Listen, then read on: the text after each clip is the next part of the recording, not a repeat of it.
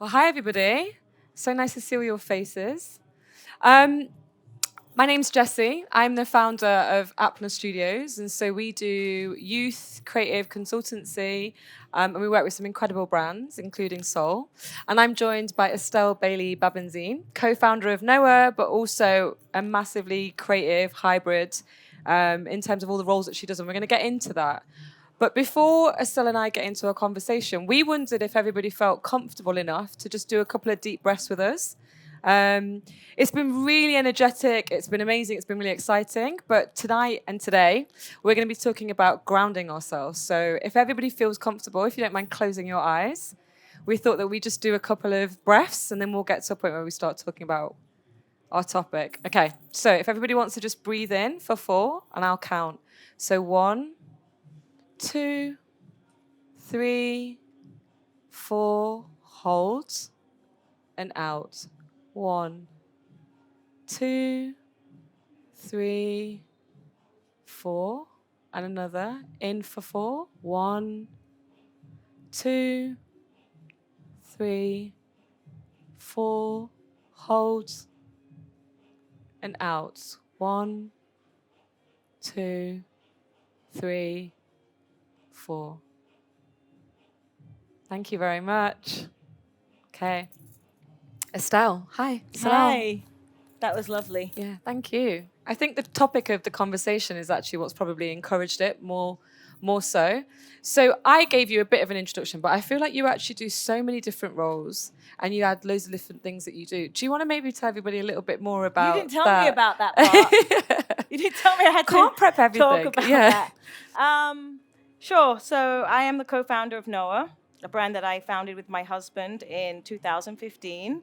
And I also have an interior design and experiential design business called Dream Awake, which started as a Tumblr blog back in the day called Dream Awake. Had lots of beautiful images, sexy images, all the things, which was almost like a living, like a vision board. And then it turned into this small little design firm. And now I'm designing for a lot of people, not just for Noah, but for other brands too. And yeah, that's what I do for work. I love that. And work is life, and life is business, and business is pleasure, and pleasure is business. So that's my vocation. It's my vocation. I love that. And so the title of today's talk, we've been kind of going through that a little bit and understanding what it is. And we want to understand, I guess, nature, the laws of that, and also kind of how it can be applied to business. I think we talk about quite a lot of that in a personal sense. And a lot of people talk about meditating or consciousness, but we want to talk today about how we might put that into practice from a business sense. Yeah. I really feel like one of the things that's been the secret to my success and other people's success that I see and know and talk to, it's all about practicing and respecting and truly taking advantage of, because that's what they're there for, the universal laws of nature. It's about not being governed by our governments, but not being governed by corporations, but by being governed by the laws of nature. And we see those in abundance, and they're everywhere. The law of abundance is one that I want to talk about a little bit today, as well as a couple of others. But that one of those that comes up is like there's abundance everywhere, right? Everywhere we see it in nature, in trees, in the oceans, in flowers, in birds, in the animals. It's just lush and lavish, and it's everywhere. Like it's a law of life. We keep producing, we keep creating and recreating. It's everywhere. But we're taught somewhat to think that there's a scarcity and there's a lack. And I'm not talking about environmental reserves or resources or things like that. I'm talking about this idea of creative energy and thought, which is the root to all things. It doesn't ever stop. But unless we really tune into the fact that there's more than enough for everyone and all of us, and understand that this abundance is our human right, it's a law of nature, until we really recognize that, it's hard for us to apply the other laws of nature, which is the law of growth and the law of cause and effect, the law of attraction. There's many. But I think, first of all, in our current society and cultural state, we need to accept that it's for us. Abundance is there for us, and it's our right. And it's not a dirty word. Because, on the one hand, we're taught like scarcity, save up. There's not enough for everyone. It's for the rich, the powerful, the celebrities, and then everyone else has to save. We figure that's a way of our life. That's not true. It's just programmed that way. But actually, you don't have to subscribe to that. And then there's this idea that we associate abundance with greed and power and like detrimental to the environment, and people want too much and there's too much waste.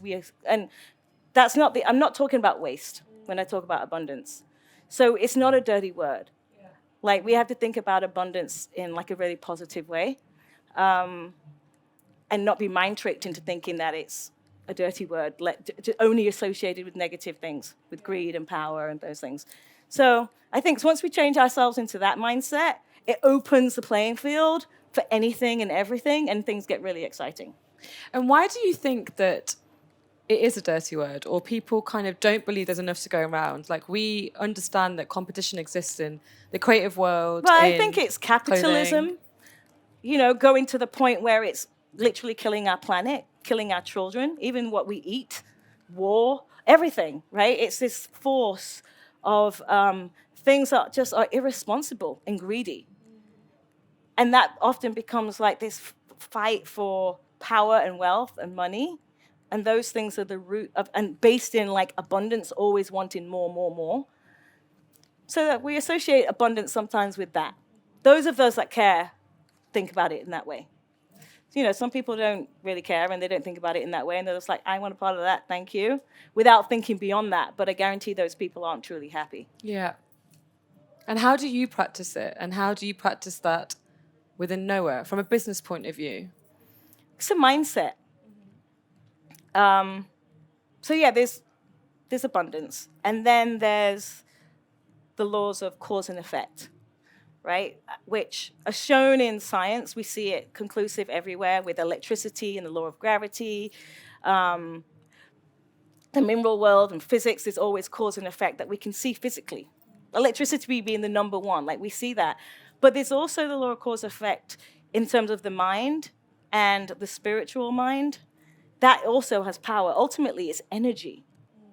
It's just we don't see it so much. But we believe it when we talk about electricity and the internet and being able to see somebody on the other side of the world in real time without physically being there. So we know that energy exists, but we have to think a slightly even higher plane and understanding this energy on a metaphysical level of like cause and effect. And thought is the number one conduit between the cause and the effect, right? That's the powerful thing that we have. It's the beginning of life. It's the only thing that we do to tap into the universal mind, and the universal mind tapping into life here. It's almost like a plant deepening in its roots and tapping into the mineral world and giving it life. Life has to happen for new life to happen. Nothing can be created without that miracle. And so what is that miracle? It's an energy form. It's a dynamic energy form, and thought and how we think about things, I think, is the nucleus of that. That was a bit of a long way, but that is the thing. It's like, what is that thought in everything we're doing? And I think we have to start practicing it just personally, and it just becomes part of your regular everyday existence. And then, if you have a purpose in life, which I think most people like to have some sort of purpose, at least I did. I never thought about being and existing here and not actually giving back in any way. I want to leave the world a better place. I think most of us feel like, okay, I'm here. When you're young, you're like, yeah, this is great, amazing, I'm having so much fun. I would love to leave the world in a better place or do something. And that's how I felt. But then how do you do that? Yeah. And, so you find your gift and then you have to give it away. Like our purpose, I think, is not just purpose. It's not selfish. Our purpose is what happens in other people when we're doing what we do. When you're doing what you're doing, you're existing, what happens to others? How do they feel? How are we affecting their lives? And, is it positive? Is it negative? Is it giving back? Not just other people, but all life. And I remember I asked you this actually the other day, and I was like, how do you know when you're truly stepped into your purpose, right? And you were like, you shine so brightly that actually others start to shine as well. And I just wondered if you like had an actual example of when you felt that, or when you've experienced that, or when you yourself maybe have had somebody else in their purpose and they've influenced you. I've totally had people in their purpose, and I see them and I'm like, oh my God, what? It's like, at first you're maybe a little bit like, whoa, you almost question sometimes their boldness. But that's it coming from an insecure place. Instead, it's like, wow, I'm so inspired. Like this is incredible. It's not arrogance. I mean, I think there's nuances, right? There's insecurity masquerading itself as confidence. But you should be able to see through that. I feel like when you practice the natural laws and you are in tune, then you can see the difference between what's real and what's fake. And ultimately, you just want to lean on the side of truth. It might not make you the best, might not make you the richest, might not make you the most powerful, but it'll make you the most successful in terms of your peace of mind, your happiness, and you will be fine. You're going to make money. There's enough to go around. Like I said, the law of abundance is in effect. So whatever you desire will come to you. But it's just about doing it in a way that you feel aligned and in flow. And when we're in flow, we just, it's great. It's great. Even the challenges you just see them as opportunities. Yeah. And because you've had like spaces where you've worked in fashion and then in the music industry to then get to a place where you're now actually in your flow state, right? Can you tell everybody a little bit about that journey and like maybe some of the places that you were at where you were like, this doesn't feel like I'm aligned. Right. And so I've had to move on and move out of it. Yeah. I mean, I think, from a young age, I remember, and I think maybe all children do, they have these ideas of who they are, what they want to be. They're exploring lots of different things. And it's almost like getting back to that exact thought when you remember your first time being excited by something and being like, oh, this is what I want to do. And it might take a long journey to get back to that voice or that message that you've had when you were young. So I remember when I was young, always thinking and feeling like that I wanted to do exactly what I'm doing now. So I'm like, oh yeah, hallelujah, it works. What I've been practicing is working. I went from, I would definitely had failures and successes. I worked in fashion. I went to Central St. Martin's. I knew I wanted to be a creator. I know I loved clothing as a form of expression and function. And so when I was actually really young, I was like, should I be a surgeon, a psychologist, or a fashion designer? But then I always would be watching those shows on TV where they redo up houses, especially abroad, because I love to travel. I was like, oh, that would be amazing. But I thought that could only be a hobby, because I wasn't from a family where we had interior designers. I didn't know that was actually like an option for me. So I was like, this is what I'll do. I'll do something fashion focused and it'll be beautiful because I don't want to do medical school. That's too much blood. And then on the side, I'll be doing up houses and stores, and I'll have houses that people can go and stay at all around the world. That was my vision. So mark my words. Hopefully I'll have some beautiful homes / hotels around the world that people can go and stay in. But that was the idea. And I put that to the back of my mind. And I went through the fashion industry. I realized that was, at the time in England, it was very much a place of, everyone was on cocaine. It was mainly Caucasian white people only being the successful people there. And it was very pretentious, very cheeks, kissing, mwah, darling, darling, oh, you're amazing. But no consideration for women of color, the environment, just like very lacking in consciousness. And so it felt very fickle and pretentious. Yeah. So it's like music changes people's lives. Let me go and be a creative in the music industry. Let me affect those lives. If I can help someone who's creating a song and that song changes millions of people's life, I've done something. I went to the music industry. The music industry, amazing as it is, music itself is incredible, but the industry at the time for women was absolutely not. I mean, as has been exposed from like the Me Too movements, and it's insane what women have had to go through. Not just in the music industry, but at that time it was very much a boys' club. And a mentor of mine told me, it's like, Estelle, if you really want to be happy, I see you want to have a family, and you'd like to be married and that's what you want for yourself, as well as a career. He's like, but you might not get the kids and the husband and all that kind of stuff if you stay in the music industry. And I looked around and it's like all the women were having to be such hard bitches and had no time to work and were named and just had to be bullies to stand up to the men. And it was just awful. I was like, I don't want a part of this right now. Let me go back to what I wanted to do in more of like fashion and design, so interior design. So I slowly made my way back to that. Well, not slowly, pretty quickly. Yeah. I think that's really interesting though, because you are multi-hyphenate, like you have layers, right? So you're not just a co-founder of this incredible business, which we're going to come to. You're also a mother, as you've just expressed. Yeah. You're a woman of color, a woman. And I think that there's a lot of like conscientiousness that you've spoken to me about, where you're like, I really want to be quite responsible. I want to think about the way that I am conscious in my practice. And I wonder whether there's certain things that you would kind of share with everybody here today as that other universal law of like conscientiousness and responsibility, but what that Right. means as a woman and a woman of color. I think what it means is forgetting that I'm a woman, somewhat, forgetting that I'm even a woman of color, and just showing up as myself, period. Because as soon as I like accept this, and I'm down for women and women of color and all people, actually. I'm just down for like positive human amazing beings, powerful beings. But I think we have to get to this point of, I know we have to objectify it in order for the people that aren't as aware and as conscious to understand, right? They have to go through that circle. But at the same time, we also just have to be, not even give the attention to that on a negative point of view that we should. So I'm very careful about, am I talking about this in just a purely like positive way? Or am I just highlighting the fact that, yeah, I'm a woman of color, I'm disadvantaged? Am I highlighting the disadvantage? And I don't want to do that. Yeah. You know, I want to rise above it.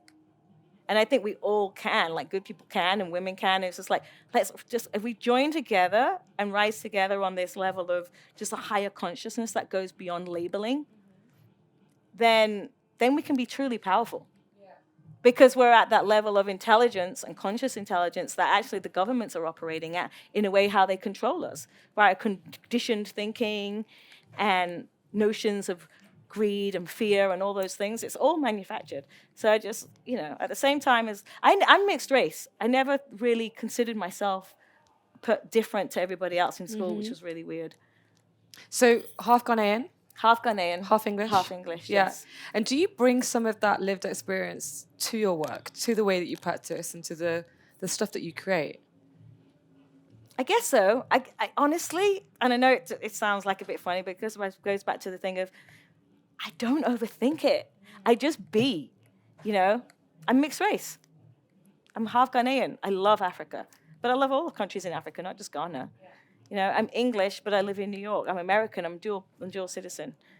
I feel, it sounds cliche, but I just feel like I'm a citizen of the world somewhat. And I love to travel. It's been exciting to me to come here to Dubai and experience this culture and the people here. And actually, it's such a new city. It's like such an interesting dynamic of heritage of the Arabic culture with all these expats and So, yeah, what's your experience been like? Sorry. No, it does. I think it's interesting because you've obviously done the UK and you're from England, and you've done America, and I'm really intrigued to know a bit more about that with Noah. Actually, let's talk about Noah. Let's talk about that.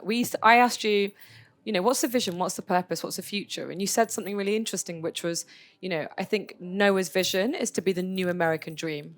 I'd love to know, what is the new American dream? Thinking through the lens and of then what when we've we been say talking American, about. I guess it is because we're based in America. Yeah. But I'm even thinking beyond that. You imagine a clothing brand of the past, the iconic Ralph Lauren, amazing and beautiful and major respect. But it was all so aspirational to the point of, you can't touch this, right? It was aspirational to the point of, you go into the stores, you can't touch the books that are on display. Everything is like so perfect. And it's at a level which is, you can you're either there or you're not, you can't be part of it almost, and that's just not real either. I mean, it's beautiful. It can look visually interesting, but again, it's like there wasn't reputation of multicultural people in those in that dream. So I guess with Noah, I hate even to say they're like the new American dream because everybody has different dreams, right? But we are definitely, it's a company, a brand that's very authentic, and it's birthed in what Brendon and I feel, what we represent. It's like a mindset of open-mindedness. Yes, it has real roots of how we grew up, obviously, music, and then with skate and surf with Brendon, but just and just a certain aesthetic we give that to it. But really, it's just about people that are independent thinkers, right? And there's a defiance to our brand, like not going along the exact flow that every other we've been taught we have to go through in society, in life, in business. We go against the odds and we kind of go against the grain in many things, not to be contrarian, but actually just to like really march to the beat of our own drum and stand up for things that we believe in, not subscribing to these fashion powers that be. Just, yeah, it's like we don't need to be the best. We don't need to be the greatest. We're just going to do things our way, slowly and steady. And I think we're trying to create a heritage brand that we're not building this to sell it. This is a vehicle for our purpose. You know, it's a life. We're just building a life and doing what we are meant to be doing. So it goes back to what I was saying earlier, when you're doing what you're meant to be doing, it doesn't feel like work. It doesn't feel like business then becomes pleasure. Sometimes it's hard, but life is supposed to be hard because it is opportunity to learn and grow. These lessons come to us so we can keep evolving. Yeah.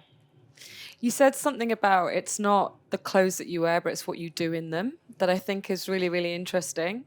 And I wanted to understand, like, when you have so many collaborations and collaborators wanting to work with you, right? You've done stuff with Puma. We were talking about other brands that might be coming up in this space. How do you try and stay, like, super authentic to that purpose of that, like, where we have that anti-conformist mindset? Yeah, I mean, it's just about alignment. Yeah, we can make money from this. Great, if we did this. But what is that company about? Do they align with our principles and our values? Are they authentic? Ultimately, do they do a better job of certain things than what we could do ourselves? And then if that's the case, then yeah, let's collaborate and make something greater. It's not just about a marketing exercise. It's more about really trying to create and do something that's actually of value, and we can give that out and learn from each other, you know, and then it becomes interesting. It's like, oh, what could we create? It could be fun. So that's generally like what it is. I mean, we've turned down lots of things because they don't align with even our values. We've gotten far in brand partnership relationships and then like, oh shit, I didn't realize they were associated with some of these things, and really, maybe we can't do this. We leave money on the table, but it's fine. Our conscience is intact, and more, like I said, abundance. That doesn't work out, it's fine. There'll be more to come. What's for you will be for you, and you can have that trust and that faith.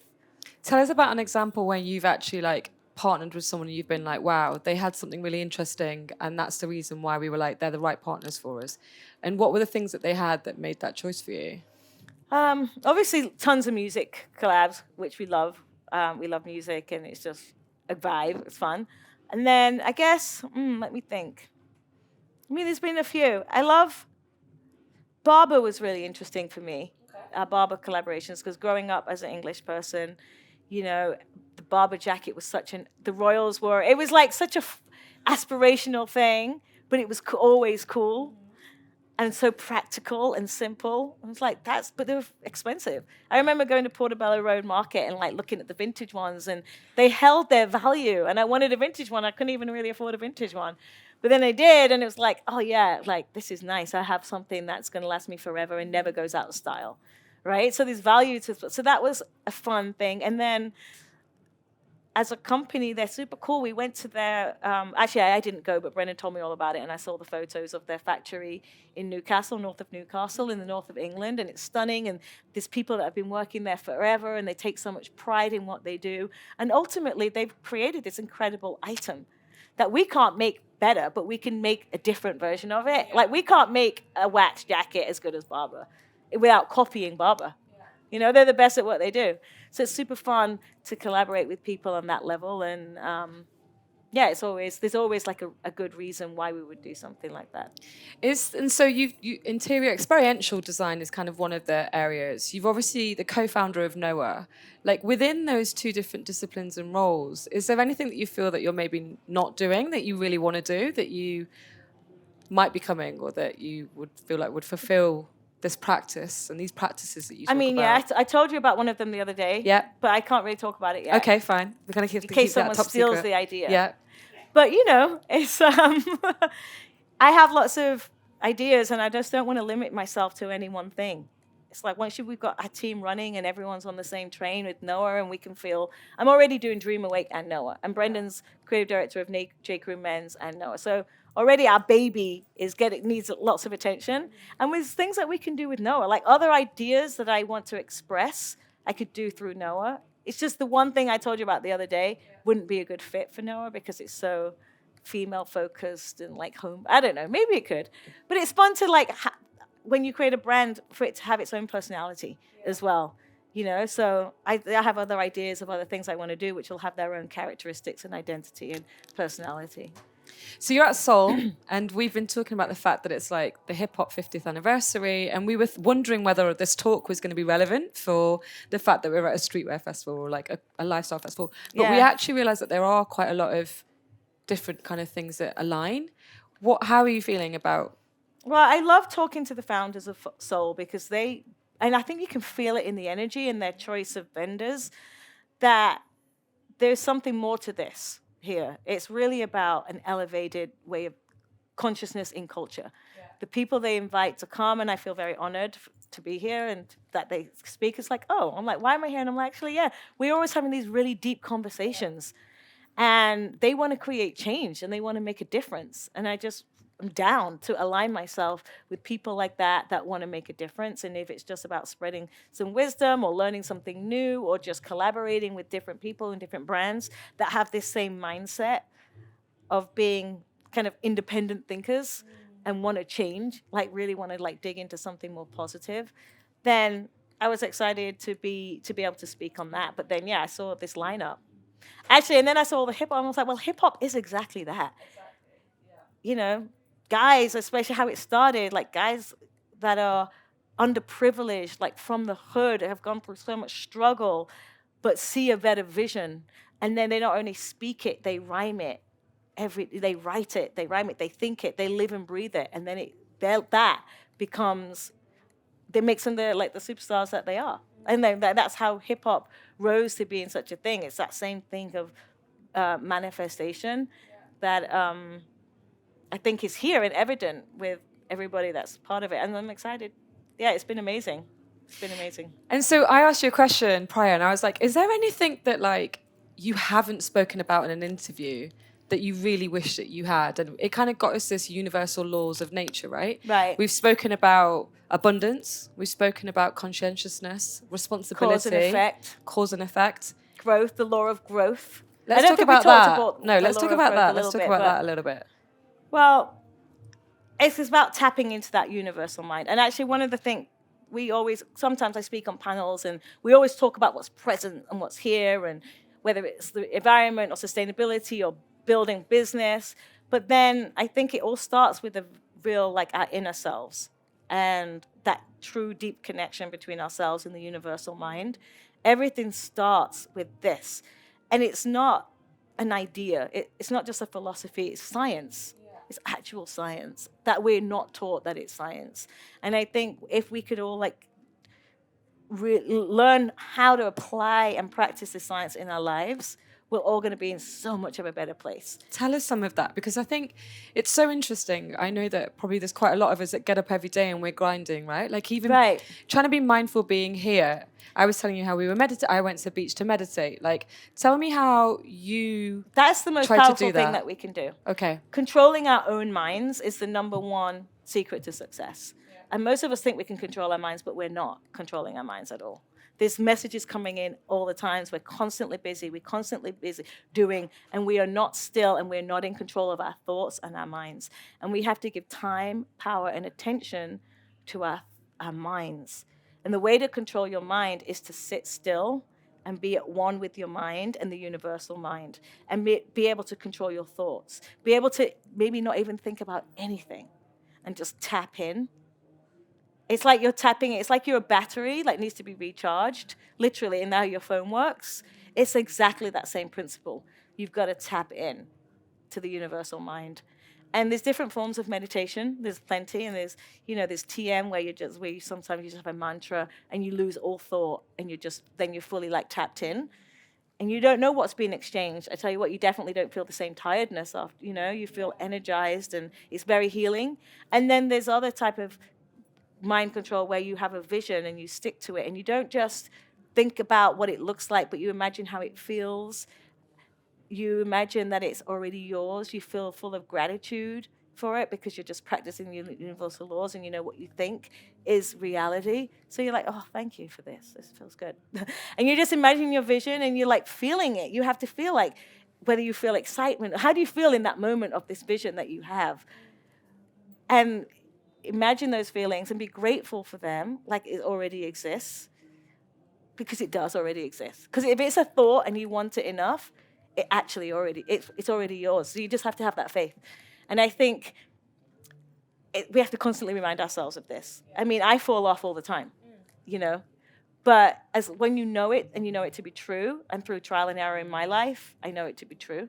I'm a living example of that. So going forward, you just got to remember to kind of get back on this path of meditation, controlling your own mind, and being able to tap into the universal mind. Yeah, because Brendon comes from that practice and that thought process as well, right? Little bit, but he's not nearly as good as it as I am. I love that. He's you're more of an keeping him anxious grounded. person. Right. And most people are. Yeah. That's why we're balanced. We balance Yeah. each other out. He's a major empath, though. Yeah. And he truly is tapped into people's feelings and movements and how things might be in the future. He's truly an empath to people. He has this gift in that. Yeah. I love that. It's almost like a balance with the two kind of partners within the businesses and stuff. Yeah. Are there any other universal laws that I think everybody should know about, or one in particular that you think, if you practice this is how you create a successful brand? Because we haven't spoken about the translation of that massively into business sense. Well, it's the things I talked about. First of all, accepting abundance, understanding cause and effect. Everything we do has an effect. Do we want that to be a positive effect or a negative effect? We give. If you want to receive anything, you have to give. Giving is receiving, right? So it's the same in that energy exchange and in those other things. Am I doing this to be part of a positive effect? And what is the receiving I'm going to get from whatever you put out is what you get. So I think if you have this principle in all ways of life and with decisions, it's the same true for business decisions. And then choosing partners and people that have that. Your human resources and your people that you work with, everything, and hoping that they have the same mentality, even if they don't know they have that mentality. They just, by essence, are good people. And then, working with other brands that you can align with and share resources with, that's a good thing. It's just, like I said, I feel like it's just a mindset. There's been this, capitalism is the number one nature of business. So it's a smaller subset of people, but there are impact investors out there. There are. And you will, if you put it out there, this is what you want, you will attract that. There are people out there that are down to invest, not for the money. They've already got enough money. They want to see a bigger change. They want to see something different in a positive way. And that's exciting too. We're beyond just money. Money will come. It's fine. There's enough to go around, like I said. So, yeah. It's interesting because I think clothing, it feels like such a conflict sometimes, doesn't it? When you're we're conscious, we're sustainable, we're trying to be, we're responsible, but then we're creating the most unsustainable thing there is. It's I'm not even, that's why we say we're not a sustainable brand. Yeah. Yes, we make things sustainably, as sustainably as possible, but making stuff isn't sustainable. Fashion isn't sustainable. It's terrible, the mounds and piles and mountains of excess clothing. But ultimately, if you buy less, we all know this stuff. If you build things or make things that are made to last, right, and you make things ethically and responsibly in factories that do care about their sustainability. They are paying their people correctly so they can live a real life. If you're doing these things, then that changes the bar of stuff. Obviously, no one needs more stuff. Fast fashion is pretty horrendous, honestly. And this trend of more, needing more. But at the same time, we have to wear clothes. So if you're going to buy it, just buy it from somebody that you can trust, so you're aligned with how they think and feel about things. And it just aligns with your mindset and your way of life. And hopefully we can give in that way. And the other way we give as a brand is just getting behind things that we believe in. We're able to support causes that we think are doing good or champion people that are doing amazing things. So it's just a way for us to kind of express gratitude for those that are doing other great things and give back to that. And at the same time, we support the fashion industry that are in the ways that are doing ethical and responsible means. And a lot of old methods and techniques that are dying, actually. Like Brendon's obsessed with fabrics, which I love, and how and where things are made and who's making them, and a lot of these old traditions that are sometimes dying and keeping them alive, which are inherently just sustainable. Exactly. There's some of these old ways of doing things and beautiful. They can't be replaced. So technology can't replace everything. No. And what's like some of the stuff that's coming out that you've been utilizing that level of practice to ensure that these like dying trades don't go? I don't know. It's just certain mills that we work with. The way their techniques of weaving, like the cashmere that we use, and I don't know, I think it's most of the mills from the fabrics. Yeah. And then some of where we have our suits made in Italy, it's just super old school, using the old methods, and there's been nothing really to beat it. It's cool. I love that. I'm gonna open it up for questions. I think we're all right-ish for time. But yeah, has anybody got a question? Oh, we've got a few. What's your name? Hi, man. You want to give her a mic? Thank you so much for sharing more about your journey and imparting your words of wisdom onto us. It's been incredible. I launched a brand in the feminine and sexual wellness space a couple of years ago. Feminine and sexual wellness space? Yes. And I feel like, man, I learned a lot about myself and about the world and just stretching myself in that way. I think my biggest lessons came from the mistakes that I made or things that I considered maybe failures. I wanted to ask, have you ever been in a situation where you felt like you misstepped or you made a mistake or maybe you failed? And what were your biggest learnings from that? Yes, definitely. You know what? I've definitely had lots of mistakes, or just things where I felt like, oh, that hurt, or didn't work out, or and then, but thinking about it from a perspective of opportunity, like what can I learn from it? I think my mom always instilled in me, learn from your mistakes. Not just learn from yours, learn from mine. My mom wanted me to learn from her mistakes. All mothers She's like, do. she's like, I made this mistake. I'm just telling you now so you don't go down this path. And I actually took that pretty seriously. I was like, oh, thanks, Mom. That's smart. I'll try not to do all the fucked up things you do. But you do make your own mistakes. But I feel like being able to recover from it quickly, because I don't want to waste time. For me, I'm like, I can't waste time. Maybe it's my Britishness. I can't waste time being sad about this right now. Like, you let it move through you, and then you got to get up, pull up your socks, and move on to the next, and just learn. I feel like it's just about a learning opportunity, which leads me on to this thing is like you can make quantum leaps too. Right. We didn't talk about quantum leaps, whereas you feel like it might take you forever to get to somewhere because the goal seems so far away. And actually, it's not. The goal's right there if you want it to be. It's like there. It's just the power and intention and attention and thought you put to that thing and faith, and then let the universe take care of it. You can't just think about it 2 minutes and then be done. No, you've got to be thinking about it all the time. You have to really want it. The level of the thought and the energy and the desire and intention and care you put into it, thoughtfully, with that trust, it could be right there. And you'll literally... Something can take you a year, which might take you 10 years to do. And that's what a quantum leap is. Or a week, where it could take 3 months.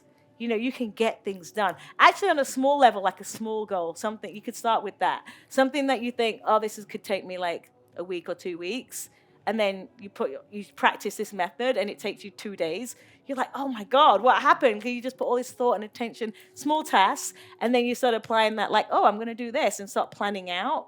and imagine the quantum leaps that can really happen. Give us an example of when you've done that. I'm Putting you on sorry, the I don't know spot. if I answered your question, but you already knew the answer. Yeah, we all need the reminders. We all need the reminders. Also, even when I'm talking about this stuff, I'm reminding myself. Yeah, an You know, you're example like, of shit, a you know, quantum like, leap for damn, I you. need to get on my twice a day meditation, you know? But even when I'm in a cab, sometimes I just go into meditation. And that's how I you just kind of tap do in. it. I just tap in. And it just gives me that piece of peace. Just that peace. I think for some people it's prayer. Yeah, maybe the quantum leap thing is just, again, that same thing, is appreciating and having value, understanding the infinity of the universal mind, right? Whether that's a spiritual thing for you or it's literally just nature. But we haven't been able to, no scientist has ever been able to understand or create life without life. It's a miracle. So therefore it exists as far as we know it. We know no different. So it's tapping in to that. If we don't know anything else, you don't have to believe in God and religion, all those things, but you have to accept that fact. Yeah. And the wonder of that. So then just be down with it, I think, and just sort of enjoy it. Like it's there for you. It's there for the taking. Take advantage of that. I love that. Hi, another question?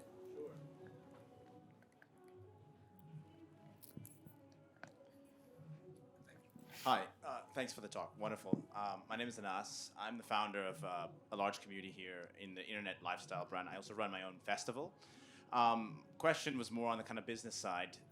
You're obviously, I looked into your socials. You guys have done incredibly. How did you get to that break point? So I think, a lot of businesses fail in the first year or two. So my question is sort of, what was it that I think that you guys sort of did to get you to that next level, where you had clients coming, you had brand recognition, and you were scaling, so to speak? I have to say, I don't think we've met that point yet. I feel like we haven't reached our tipping point, and I'm okay with that. But how did we get to where we are just now? Honestly, it's not something that just Noah did. I think it's because of my husband's history, to be fair. Like at the beginning, I didn't even put myself out there as the co-founder. It was like all about Noah, because Brendon was the creative director of Supreme, which obviously did phenomenally well. And he was there from the beginning. So, there's the founder, James Jebbia, who's like an incredible retailer and businessman. And then there was Brendon, who was creating all the design year after year that was constantly like copied and replicated and hailed. And it did so much to shape culture, just because like he is such a empath and a brilliant mind. So I think when Brendon and I was like, we're starting Noah and we're going to do things, our way, we already had that advantage. So I'm just being very honest. So I think that was an easy access point for us to already have an engaged audience ready to look at us. But I do know of other companies and other brands that don't have necessarily that advantage of that history and that have done really well. And I think one of the things that they've done is use their relationships, and not just business relationships, but their community and their people, to share what they're doing for those people to then go ahead and share that. So, if it's a sales thing, you can look, if you love what we're doing, please be an ambassador, share it. If you sell it, you'll get a little cut. Simple things like that, where things can really spread based on respect. I feel like when it's authentic, the energy of that authenticity is much more powerful, and it moves much faster. But you've got to just be intentional. You got to find those real relationships and reach out to those people and let them share authentically I think that can work. And I think that's been also something that's kept Noah alive in our times, because definitely competitors come along and they try to copy you or do something, and they might do better seemingly at first, but unless you're the authentic thing of what you are, it's flattery. Actually, you can't really ever really truly be copied, or it's not sustainable. I think that's the lack of the scarcity mindset, right? Right. Like there's enough to go around for everyone. What is your community called, the platform? So I run ArtStyle, and ArtStyle is it's Web3. So I lead a large community here focused on art and technology. We invest in art, but we also have about 3,000 plus sort of festival that we host every year here in Dubai. Amazing. That sounds amazing. I'm gonna With check that artists one out. and art. It's art and technology. Right. When Amazing. technology is so huge. I think actually this interesting to me, like a lot of technology is the people that are doing the best right now are finally acknowledging the non-tech forms of culture, right? And being able to like marry the two. Because it's always been like analog and digital, and like there's two groups, but where they can combine is like super special. And I think it'd be very interesting for companies that don't know how to combine. They would be the ones, I think, if you would partner with them, that's a huge ticket because their audience is huge and actually thirsty for it. Like partnering with a Google or. It's more of that symbiotic relationship, isn't it? Oh, It's I not have something binary. I want to introduce you to. Let's chat after. There you go. Hiya. Another question? Actually, sorry, if you don't mind, while I have the mic, thank you guys for a lovely conversation. I just actually wanted to ask a very more personal question. You were mentioning a lot about your moral integrity and how much your values are important to you. And as women in business, I wanted to ask, which situations were you ever placed in where you had to value your own morality and your integrity over the growth of opportunities or your business, and what were the consequences of that? Not being executive in the music industry. I might have been a big time exec in the music industry right now, like creative director, blah, blah. But I decided to not necessarily. I worked in the music industry, actually. When I got disheartened with fashion in London, I went to Central St. Martin's. And then I came to London and I worked to New York, and I worked in the music industry. I worked with D'Angelo on his album after like Voodoo, which was incredible. And I worked with Moronson, and I worked with Virgin Records. It was an incredible time, and I managed my own group. And, but yeah, it was like the women that were getting ahead, first of all, they were all competing with each other instead of creating their own network and doing deals with each other. They were competing against each other in a man's world. And honestly, it'd be very easy as the cute mixed race English girl on the scene that I could have slept my way up to the top. Definitely. But I actually was like, I didn't realize actually at the time, I have to be honest, I didn't realize that would help me. I thought it would harm me if I slept around. So I was like, I'm definitely not, going to the studio at that time of night or not doing that. But actually, because I didn't want to be labeled a slut and then have a bad name. I know other women did it and then still got up. But I should have gone to the studio. I didn't have to have sex. Let's talk business. At that time, I wasn't thinking like that, though. But yeah, it's like, I'll get in the room, but I'm not going to be who you want me to be when I'm in the room. I'm going to be me, and I'm going to create a change, and you're going to respect me for something else. And if you can't, that's fine. Yeah. I think it's a lack of information at that time. Yeah. And especially kind of the ability as women to know that you have that power. Absolutely. To be able to kind of own that. It's in like that the Jedi. space. It's like, show up looking fabulous and sexy and beautiful and bright as you are. This conditioned thinking that in order to be respected, you've got to like Play it dress down, a certain way or play be it down masculine. or all this. No, be bright, be bold, be strong. It is scary. But if you're intelligent and you've got something to say and add value, you're undeniable because people recognize that is money. Yeah. And they're like, actually, we've got to like put down our defenses because this person has someone to say. You got to be defiant in that and work with other people that think and look like you. Yeah, other women that aren't going to judge you for the wrong reasons. Yeah. Hi. I think we've got a few more minutes. Sorry, yeah, I know we're waffling No, that's on. great. What time is it? One more question with the guy. Great, with the guy in the white tee. Then, thank you.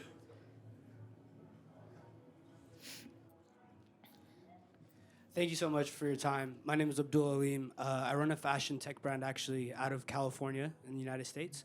And very similar to what you said, we run a service of being able to merge augmented reality specifically. We built an augmented reality platform with emerging brands as well as music artists. But I wanted to kind of ask about your experience and what you see as the role of like these types of emerging technologies in the experiential design space, and what you see, how fashion brands or artists, there's things that we've done in the past that we found successful, but just wanted to kind of see what your outlook was on that as well. Well, it's all quite fascinating to me, honestly, because I'm very analog. And but I love it. Actually, my roommate used to call me the sexy tech girl because I was the one at home that knew how to like plug the internet in and get it working again when it went out. Very old school, can you imagine? But I really appreciate the power of this how do you say Augmented. it? Augmented. Augmented. So I don't even know how to say it. You got it. Augmented reality. You got it. You got it. I am so analog. But it's exciting to see that vision and these visions and how they can be. I feel like it's an incredible communication tool. And I really love and respect people that know how to do it, and I want to work with them to create these things. So yeah, I think it's a fantastic tool. I like it combined with our true reality. It's like you can never forget the two, but the augmented reality is actually from our minds. Reality. It's our imagination. So it's like, I think it's very fantastical and fantastic. Estelle, thank you. Thank you. It was amazing having Thanks. you. Thank you, everybody.